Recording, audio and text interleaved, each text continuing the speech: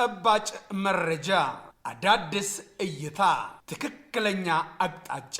አናቶሊ ሚዲያ።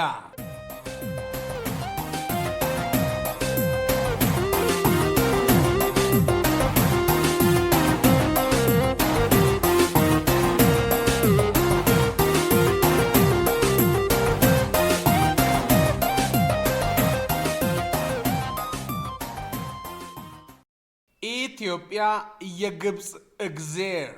ኢትዮጵያ ባትኖር ግብጽ መኖር አትችልም። የግብጽ ሕዝብ ከኢትዮጵያ በነፃ በሚፈስለት የውሃ ጸጋና በረከት ለዘመናት ኖረዋል። ቅድስት ኢትዮጵያ ለዚህ ጸጋና በረከቷ የግብጽን ሕዝብ እየጠየቀችው አሊያም ያስከፈለችው ክፍያ ባይኖርም ግብጾች ግን በነፃ ለሚጠቀሙት ውሃ ኢትዮጵያን ከማመስገን ይልቅ ኢትዮጵያን በወረራ ይዘን አባይን ውሃ ምንጭ መቆጣጠር አለብን፣ አባይ የህይወት ዋስትናችን ስለሆነ በኢትዮጵያ ቁጥጥር ስር መሆን የለበትም ብለው ወረው በጦር ጉልበት ለመያዝ በተደጋጋሚ ከፍተኛ ተጋድሎ ሲያደርጉ ኖረዋል። በትንሹ ከ13 ጊዜ በላይ ሙከራ አድርገው 13ቱም ጊዜ በኢትዮጵያ ጦር ተሸንፈው ሽንፈት ተከናንበው ተመልሰዋል ብቻ ሳይሆን ኢትዮጵያኖቹ ኩሾች በመልሶ ማጥቃት ግብጽ ድረስ ዘልቆ በመግባት ግብጽን ሲያስተዳድሩ እንደነበር ታሪክ ያስረዳናል። ከነዚህ ውስጥ አንዱና ግዙፉ የክንዳሄው ጦርነት ነው። ይሄ ትላንት ነው። ዛሬ ያለው ዓለም ደግሞ ሌላ ነው።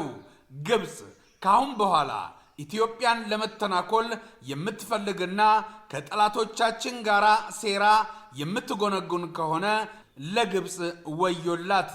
ትላንት ዛሬ አይደለም። ትላንት አባቶቻችን ራሳቸውንና ሀገራቸውን ተከላክለው እናንተን መክቶ ነው ወደ መጣችሁበት ሸኝቶ የተመለሰው። እኛ ግን እንደዛ አይደለንም። ለዘመናት በነፃ ስትጠቀሙ የነበረውን ከኢትዮጵያ ሰማይና ምድር የሚፈስላችሁን የአባይ ውሃ ጠልፈን ሀገር ውስጥ እንዲዘዋወር በማድረግ ለመስኖ እርሻዎች በመጠቀም ወደ እናንተ የሚመጣውን ውሃ እናደርቀዋለን። በመሆኑም እርምጃችን የከፋ እንዳይሆን ከኤሪትሪያ፣ ከሱዳን፣ ሶማሊያና ጅቡቲ ጋር የምታደርገውን የሴራ እንቅስቃሴ በድጋሚ ብታጤኑት አስቀድሞ ለናንተው ይጠቅማል።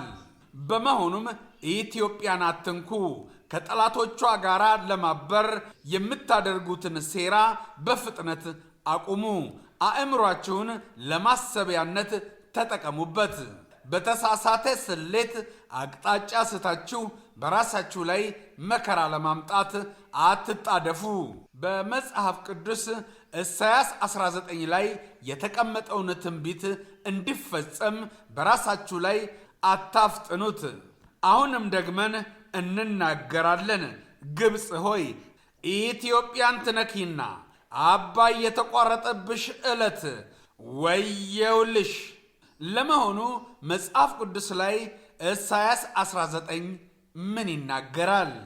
ስለ ግብጽ የተነገረ የእግዚአብሔር ቃል የሚከተለው ነው።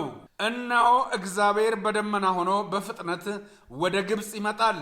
የግብፃውያን ጣዖት በፊቱ ይናወጣሉ። የግብጽ ሕዝብም በፍርሃት ይርበደበዳሉ። እግዚአብሔር እንዲህ ይላል፣ በግብጽ ምድር የእርስ በርስ ጦርነት እንዲቀሰቀስ አደርጋለሁ። ወንድም በወንድሙ ላይ፣ ጎረቤትም በጎረቤቱ ላይ በጠላትነት እንዲነሳ አደርጋለሁ። ከተሞች በከተሞች ላይ፣ ነገስታት በነገስታት ላይ በጠላትነት ተነስተው ይዋጋሉ። ግብፃውያን ተስፋ ይቆርጣሉ፣ እቅዳቸውም ተግባራዊ እንዳይሆን አደርጋለሁ። በዚህም ጊዜ እንድረዷቸው ጣዖቶቻቸውን ይጠይቃሉ። ሙታንን ወደሚጠሩ ጠንቋዮቻቸው ሄደው ይማከራሉ። ከሙታን መናፍስትም ምክር ይጠይቃሉ። እነርሱም በጭካኔ ለሚገዛቸው ንጉሥ አሳልፌ እሰጣችኋለሁ። እኔ ጌታ የሰራዊት አምላክ እግዚአብሔር ይሄን ተናግሬያለሁ። በአባይ ውስጥ ያለው ውሃ ዝቅ ይላል፣ ወንዙም ቀስ በቀስ ይደርቃል። ወንዞቹ ይገማሉ። የግብፅ መስኖ ውሃ ቀስ በቀስ እየጎደለ ይደርቃል። ደንገሎቹና ቀጠማዎቹ ይጠወልጋሉ። በአባይ ወንዝ ዳርቻ ያለው አትክልት ሁሉ ይደርቃል።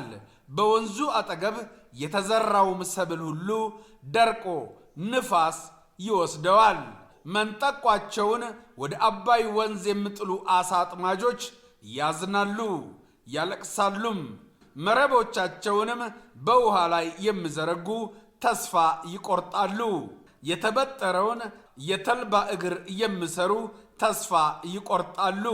ቀጭን ሐር የሚሰሩ ያፍራሉ። ሸማኔዎች ግራ ይጋባሉ። ደሞዝተኞችም እየጮሁ ያለቅሳሉ። ጠቢባን የሆኑት የግብፅ ንጉሥ አማካሪዎች ጥቅም የሌለው ምክር ይመክራሉ።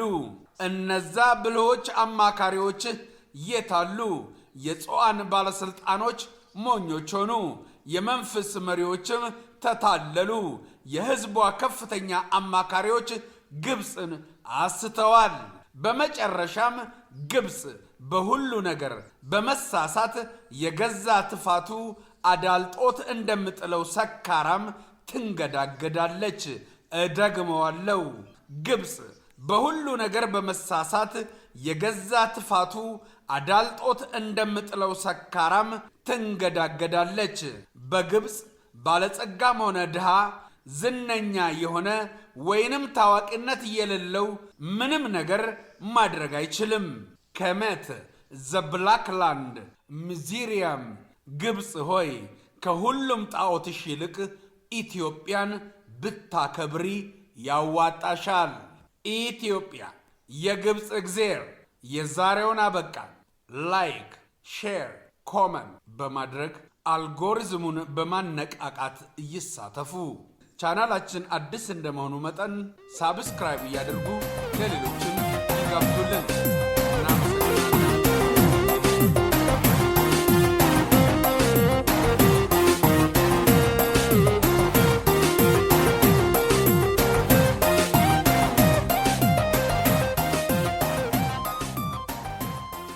ተጨባጭ መረጃ፣ አዳዲስ እይታ፣ ትክክለኛ አቅጣጫ።